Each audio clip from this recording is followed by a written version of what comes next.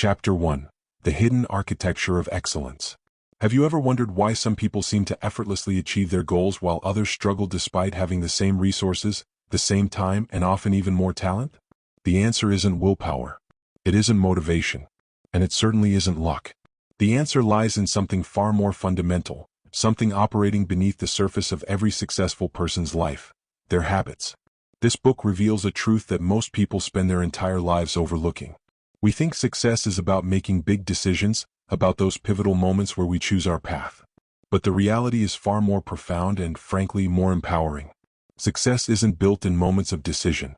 It's built in the thousands of tiny actions we take every single day without even thinking about them. Consider this. Right now, at this very moment, your life is essentially the sum total of your habits. The shape of your body reflects your eating and exercise habits.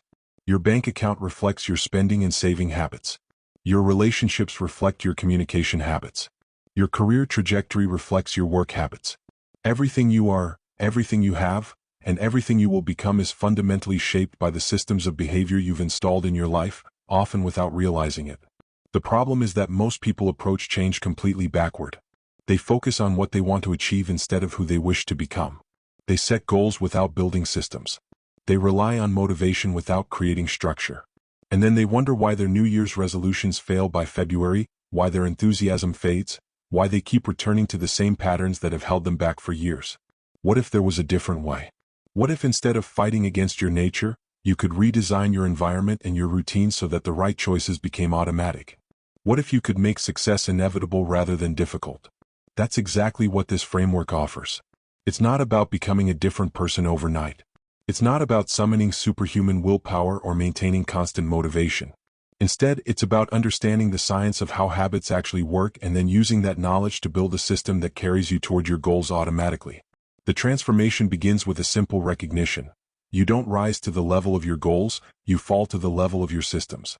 Someone who wants to write a novel but has no writing habit will never finish that book, no matter how passionate they feel about the idea. Someone who wants to get in shape but has no exercise routine will never transform their body, regardless of how desperately they want it.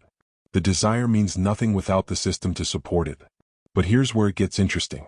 When you shift your focus from goals to systems, from outcomes to processes, everything changes. You stop waiting for motivation and start relying on structure.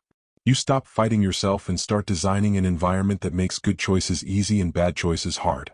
You stop trying to be someone you're not and start building evidence of the person you want to become, one small action at a time. This approach works because it aligns with how your brain actually functions.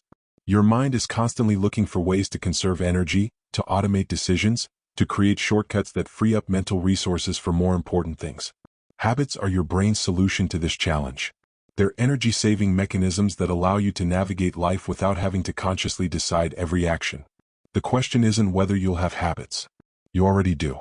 The question is whether those habits are serving you or sabotaging you. And more importantly, whether you're going to take control of that process or let it happen by default. Most people live their lives on autopilot, never questioning the patterns they've fallen into.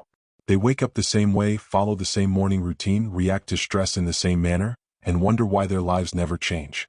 They're trapped in a cycle they didn't consciously choose, repeating behaviors that were formed by circumstance, by environment, by the path of least resistance. But you have a choice. You can become the architect of your own habits. You can take the invisible forces that have been shaping your life and bend them to your will. You can create a system that doesn't require constant vigilance or endless motivation, a system that simply works, day after day, carrying you closer to the person you want to become. The transformation this book offers isn't dramatic in the moment. You won't wake up tomorrow as a completely different person. But that's actually the point. The most powerful changes are the ones that compound over time, the small improvements that seem insignificant on any given day but become extraordinary when sustained over months and years. Imagine improving by just 1% every day. It seems like nothing. But compound that over a year and you're not just 1% better, you're 37 times better. That's the power of systems over goals, of processes over outcomes, of habits over momentary motivation. This is your invitation to stop chasing results and start building systems. To stop relying on willpower and start designing your environment. To stop trying to change who you are and start changing what you do. Because in the end, you become what you repeatedly do. Excellence, then, is not an act but a habit. Chapter 2. The 4 Laws of Behavioral Transformation. Understanding that habits shape your life is one thing. Actually changing those habits is another challenge entirely. Most people fail at habit change not because they lack desire or discipline, but because they're fighting against the fundamental mechanics of how behavior works. Once you understand these mechanics, change becomes not just possible but almost inevitable. Every habit you have, good or bad, follows the same basic pattern. It starts with a cue, something that triggers your brain to initiate a behavior. This cue is followed by a craving, a motivational force that gives you a reason to act. The craving leads to a response, which is the actual habit you perform. And finally, there's a reward, which satisfies the craving and teaches your brain to remember this sequence for next time. Think about checking your phone. The cue might be feeling bored or hearing a notification sound. The craving is wanting to relieve boredom or discover what the notification says. The response is picking up your phone and checking it. The reward is the entertainment or information you receive, which satisfies your craving and reinforces the whole loop. This cycle happens thousands of times throughout your day, usually without your conscious awareness. Your brain has automated these sequences to conserve mental energy. The problem emerges when you've automated behaviors that don't serve you, when your subconscious habits are working against your conscious goals. The framework for changing this pattern rests on 4 fundamental laws, each corresponding to one stage of the habit loop. These laws can be used either to build good habits or to break bad ones, depending on how you apply them. The first law is to make it obvious. Your cues need to be visible and clear if you want to build a new habit. Most people fail at habit formation because their cues are invisible. They want to read more but keep their books in a closet. They want to eat healthier but stock their kitchen with junk food. They want to exercise but have no workout clothes readily available. The solution is environment design. Your environment is filled with cues, and those cues trigger habits. If you want to change your behavior, you need to change your cues. Make the triggers for your good habits obvious and the triggers for your bad habits invisible. Someone who wants to drink more water might fill several bottles in the morning and place them in visible locations throughout their home and workspace. Someone who wants to stop watching so much television might unplug the TV and only plug it back in after they've consciously decided to watch something specific. The habit isn't about willpower in these cases. It's about design. This principle extends beyond physical objects. It applies to the people you surround yourself with, the information you consume, the places you spend time. Every aspect of your environment is either making good habits easier or harder. Take control of that environment and you take control of your habits. The second law is to make it attractive. Human beings are motivated by the anticipation of reward, not the reward itself. Your brain releases dopamine not when you receive a reward but when you anticipate receiving it. This is why anticipation often feels better than achievement, why wanting something can be more intense than having it. You can use this neurological quirk to your advantage by bundling habits you need to do with habits you want to do. This strategy is called temptation bundling. For example, you might only allow yourself to listen to your favorite podcast while exercising, or only watch your favorite show while folding laundry. The habit you want to do becomes associated with the habit you need to do, making the needed habit more attractive. Another powerful strategy is to join a culture where your desired behavior is the normal behavior. Human beings are social creatures. We adapt to the norms of the groups we belong to. If you want to read more, join a book club. If you want to get fit, surround yourself with people who prioritize fitness. When your desired behavior is normalized by your social environment, it becomes far more attractive and sustainable. The third law is to make it easy. This might be the most overlooked principle in habit formation. People often focus on finding the perfect plan, the optimal strategy, the most efficient approach. But the truth is that the best habit is the one you'll actually do, and you're most likely to do things that are easy. This law operates on a simple premise. The amount of friction between you and a good habit determines whether you'll do it. Reduce that friction and you make the habit easier. Increase friction between you and a bad habit, and you make that bad habit harder. If you want to exercise in the morning, sleep in your workout clothes. If you want to eat healthy, prep your meals in advance. If you want to practice guitar, leave the guitar out on a stand instead of in its case. Every bit of friction you remove makes the habit more likely to happen. The inverse is equally powerful. If you want to watch less television, unplug it and remove the batteries from the remote. If you want to eat less junk food, don't buy it in the first place. If you want to spend less time on social media, delete the apps from your phone. Make your bad habits hard and you'll do them less often. There's also a critical insight here about starting small. Most people overestimate what they can do in the short term and underestimate what they can do in the long term. They set ambitious goals and then burn out quickly. The better approach is to start with a habit that takes 2 minutes or less. Want to start a reading habit? Commit to 1 page per night. Want to meditate? Start with 1 breath. These tiny habits seem insignificant, but they establish the identity and create momentum. The fourth law is to make it satisfying. We are more likely to repeat a behavior when the experience is satisfying. The challenge with building good habits is that their rewards are often delayed. You exercise today, but you don't see results for months. You save money today, but the financial security comes years later. Your brain, however, is wired to prioritize immediate rewards over delayed ones. The solution is to create immediate satisfaction for your good habits. This might mean tracking your habit and feeling the satisfaction of marking it complete. It might mean giving yourself a small reward after completing the habit. It might mean finding an immediate benefit within the habit itself, like the feeling of accomplishment after a workout or the calm after meditation. Never underestimate the power of simply tracking your progress.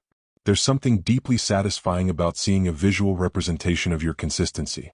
Whether it's a calendar where you mark off each day you complete a habit or a journal where you record your progress, this simple act creates immediate satisfaction and builds momentum. These 4 laws work together as a system. You don't need perfect execution on all 4. Even improving on 1 or 2 of these dimensions can dramatically increase your success rate. The key is understanding that habits are not about individual heroic efforts but about creating systems that make the right choices automatic. Chapter 3: Identity-Based Transformation. There's a fundamental problem with the way most people approach change. They start with what they want to achieve rather than who they wish to become. They say things like, I want to lose 20 pounds, or I want to write a book, or I want to learn Spanish. These are outcome-based goals, and while they're not inherently bad, they miss the deeper transformation that makes lasting change possible. The most effective way to change your habits is not to focus on what you want to achieve but on who you wish to become. This shift from outcome-based habits to identity-based habits is subtle but profound. It's the difference between saying, I want to run a marathon, and saying, I'm a runner. The first is about achieving a goal. The second is about becoming a type of person. Why does this matter? Because every action you take is a vote for the type of person you wish to become. When you make your bed in the morning, you're casting a vote for being an organized person. When you write a single paragraph, you're voting for being a writer. When you practice guitar for 5 minutes, you're voting for being a musician. These individual votes might seem insignificant, but they accumulate into evidence of your identity. Your identity emerges from your habits. You're not born with preset beliefs about yourself. You develop them through experience, through the patterns of behavior you engage in repeatedly. If you go to the gym even when you don't feel like it, you begin to believe you're the type of person who doesn't miss workouts. If you write every day, even just a little, you begin to see yourself as a writer. The behavior comes first. The identity follows. This creates a powerful feedback loop. Your habits shape your identity, and your identity shapes your habits. The person who identifies as healthy doesn't have to convince themselves to eat vegetables. It's simply what healthy people do, and they see themselves as a healthy person. The person who identifies as a learner doesn't struggle to read books or take courses. It's just part of who they are. The question becomes, how do you actually shift your identity? The answer is simpler than you might think, though it requires patience. You prove it to yourself through small wins. You can't simply declare a new identity and expect your brain to believe it. You have to earn it through evidence, through consistent action. Imagine someone who wants to become a more confident person. They can't just wake up and decide to be confident. But they can take small actions that a confident person would take. They can make eye contact in conversations. They can speak up in meetings. They can introduce themselves to new people. Each of these actions, repeated over time, becomes evidence. The brain observes the pattern and updates the identity accordingly. This is why starting small is so critical. You don't need to completely overhaul your life. You need to find small ways to cast votes for your desired identity. Want to be a reader? Read 1 page. Want to be organized? Organize 1 drawer. Want to be generous? Give $1. These tiny actions might not change your life today, but they change how you see yourself, and that changes everything. There's another critical insight here about the relationship between identity and habits. Bad habits tend to survive because they're part of your identity. Someone who identifies as a stressed person will find it hard to give up their coping mechanisms, even if those mechanisms are unhealthy. Someone who sees themselves as unlucky will unconsciously sabotage opportunities. Your habits are solutions to the problems your identity creates. This means that lasting change requires identity change. You can set all the goals you want and build all the systems you can imagine, but if you still see yourself as a lazy person or an undisciplined person, or someone who can't follow through, those beliefs will eventually sabotage your efforts. You'll find a way to return to behaviors that match your identity. The path forward is to work on both levels simultaneously. Build better habits through the 4 laws we discussed earlier, and consciously reinforce the identity those habits represent. After you complete a workout, tell yourself, I'm someone who takes care of their body. After you write, remind yourself, I'm a writer. After you resist a temptation, acknowledge, I'm someone with self-control. This might feel artificial at first, and that's okay. You're not lying to yourself. You're observing the evidence of your actions and drawing the logical conclusion. You did the thing, therefore you are the type of person who does that thing. The more evidence you accumulate, the stronger the identity becomes, and the easier the habits get. There's profound freedom in this approach. You're not trying to force yourself into behaviors that feel foreign to who you are. You're allowing your identity to evolve naturally through your actions. You're not battling against yourself. You're becoming yourself, one small choice at a time. This also explains why motivation is unreliable. Motivation assumes you're not the type of person who does the thing, so you need extra energy to overcome that resistance. But when the behavior aligns with your identity, you don't need motivation. You're simply being yourself. A writer writes. An athlete trains. A musician practices. It's not about forcing anything. It's about consistency creating identity, and identity reinforcing consistency. The beautiful part is that this works for any area of life. You can become a more patient person by practicing patience in small moments. You can become a better listener by giving people your full attention in conversations. You can become more creative by engaging in creative activities regularly. Whatever you want to become, you can become it through the accumulation of evidence. Your identity is not fixed. It's not set in stone by your genetics or your past.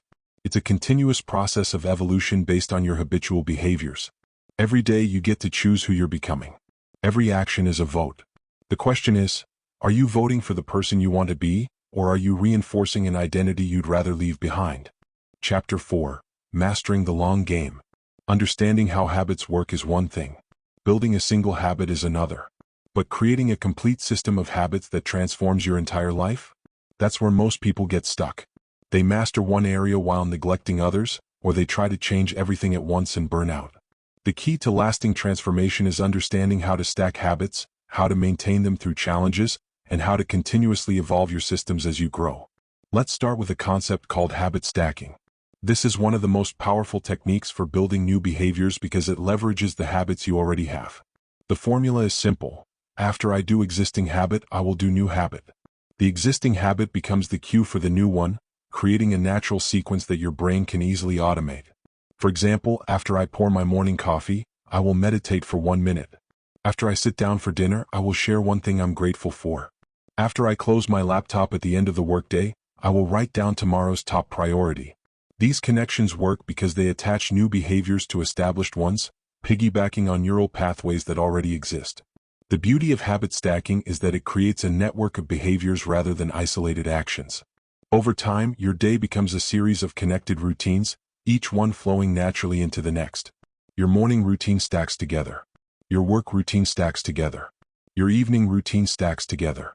These stacks become the scaffolding of your life, the structure that ensures you're consistently showing up as the person you want to be.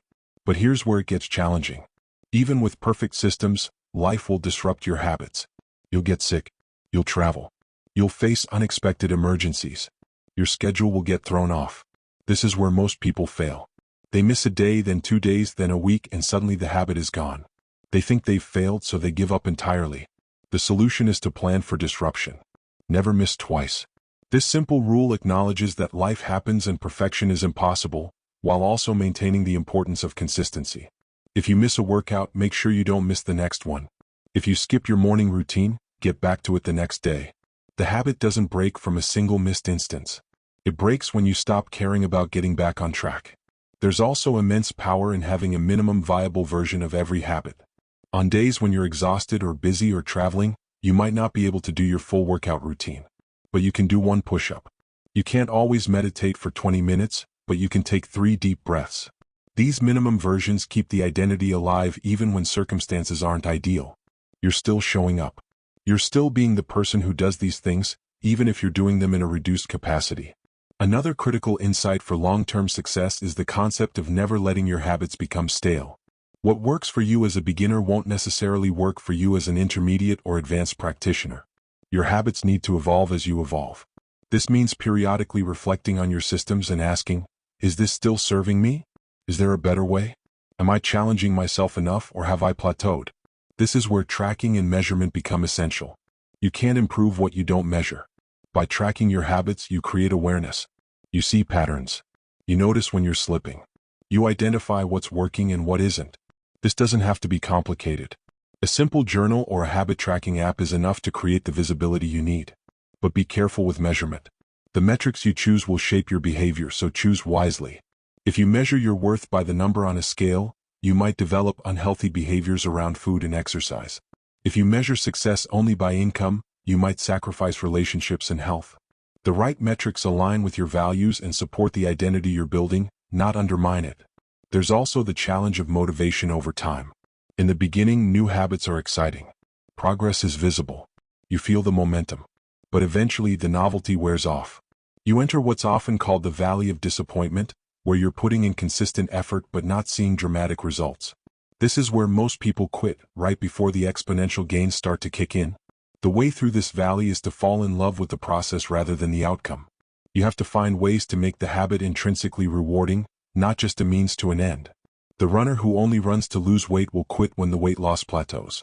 The runner who genuinely enjoys the feeling of movement, the clarity it brings, the time alone with their thoughts, that person will run for life. This shift from extrinsic to intrinsic motivation is crucial for long-term sustainability. External rewards get you started, but internal satisfaction keeps you going. Find the aspect of the habit that genuinely fulfills you, and emphasize that. Make the process enjoyable. Make it meaningful. Make it part of who you are, not just something you're doing to get somewhere else. Advanced practitioners also understand the importance of environment rotation. Your environment shapes your behavior, but you can become so adapted to your environment that you stop noticing the cues. This is when introducing small changes can reinvigorate your habits. Rearrange your workspace. Change your running route. Try a new coffee shop for your writing sessions. These variations keep your brain engaged and prevent habits from becoming mindless routines that you could easily abandon. Perhaps most importantly, sustainable habit change requires self-compassion. You will fail sometimes. You will have setbacks. You will discover that a habit you thought was perfect for you actually doesn't fit your life. These aren't failures. They're data points. They're part of the iterative process of building a life that works for you. The people who succeed in the long term are not the ones who never stumble. They're the ones who stumble and get back up, who adjust their approach, who learn from what didn't work, and who keep showing up regardless. They understand that building a remarkable life is not about perfection. It's about persistence, adaptation, and an unwavering commitment to becoming a slightly better version of themselves, day after day, year after year. Chapter 5. The Compound Effect of Small Changes. We've covered a lot of ground together. We've explored the mechanics of habit formation, the power of identity-based change, the practical strategies for building and maintaining habits, and the long-term approach to sustainable transformation. But before we part ways, it's worth stepping back and seeing the bigger picture, understanding what all of this actually means for your life. The central insight of everything we've discussed is this: you are not defined by your goals. You are defined by your systems. Goals are about the results you want to achieve. Systems are about the processes that lead to those results. And the paradox is that when you focus on systems instead of goals, you actually achieve better results. Why? Because goals create an either-or conflict between success and failure. Either you achieve the goal or you don't. Either you hit the target or you miss. This binary thinking creates unnecessary stress and often leads to the finish line fallacy, where you work hard to achieve something, reach it, and then immediately revert to your old behaviors because the system wasn't there to support a new way of living. Systems, on the other hand, are about continuous improvement. They're about showing up consistently, making small improvements, and trusting the process. When you fall in love with the system rather than the goal, you're no longer waiting for permission to be happy. You're not telling yourself, I'll be happy when I achieve this. You're happy now because you're engaged in the process of becoming. This is the compound effect at work. Small changes seem insignificant in the moment. Improving by 1% doesn't feel like much on any given day. But these small improvements accumulate. They compound. And given enough time, they lead to remarkable results that would seem impossible if you tried to achieve them in one giant leap. Think about the difference between 25 and 26 degrees. At 25 degrees, water is still water. At 26 degrees, if we're talking Celsius, water is still water. But at 100 degrees, water boils. Habits are similar. You can work at something for months, seeing little visible change, and then suddenly you break through. The change was happening all along, accumulating beneath the surface. You just couldn't see it yet. This is why patience is so crucial. We live in a world that celebrates overnight success and dramatic transformations. But those stories are misleading. Behind every overnight success is years of work that nobody saw. Behind every dramatic transformation is a system of small habits that made it possible. The real magic isn't in the moment of achievement. It's in the accumulation of unremarkable days where you simply showed up and did the work.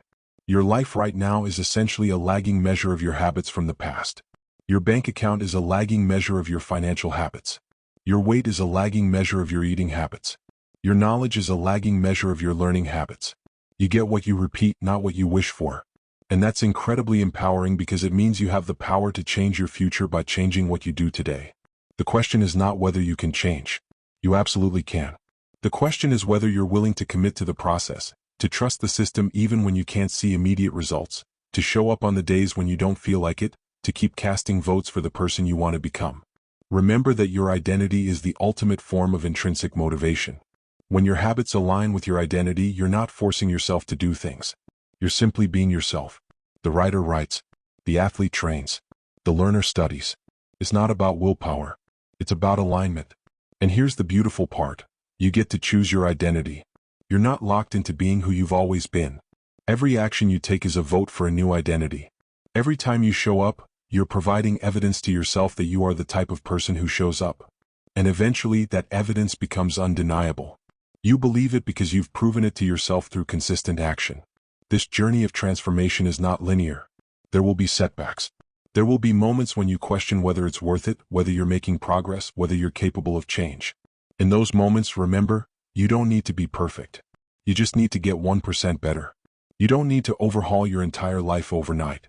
You just need to make one small improvement. The habits you build today will compound into the life you live tomorrow. The person you're becoming through your daily actions is the person you'll be in 5 years, in 10 years, for the rest of your life. That's not pressure. That's opportunity. Every single day you get to choose who you're becoming. So start small. Choose one habit, one tiny improvement, one vote for your desired identity. Use the 4 laws. Make it obvious, make it attractive, make it easy, make it satisfying. Stack it onto an existing habit. Track your progress. Give yourself grace when you stumble, but never miss twice. Show up consistently, not perfectly. And trust the process. Trust that small changes compound into extraordinary results. Trust that the person you want to become is already within you, waiting to be revealed through the accumulation of better habits. Trust that you don't need to have it all figured out today. You just need to take the next small step. The system that creates success isn't complicated. It's not about dramatic overhauls or heroic efforts. It's about understanding how habits work and then designing your life so that the right choices become automatic. It's about shifting from outcome-based thinking to identity-based thinking. It's about falling in love with the process of becoming rather than fixating on the destination. Your life is the sum of your habits. Change your habits and you change your life. Not someday. Not when conditions are perfect. Not when you have more willpower or more time or more motivation. Today. Right now. With one small choice, one tiny improvement, one vote for the person you wish to become. The system is simple. The execution takes practice. But the results, given time, are extraordinary. Welcome to the habit system that creates success. Welcome to the rest of your life.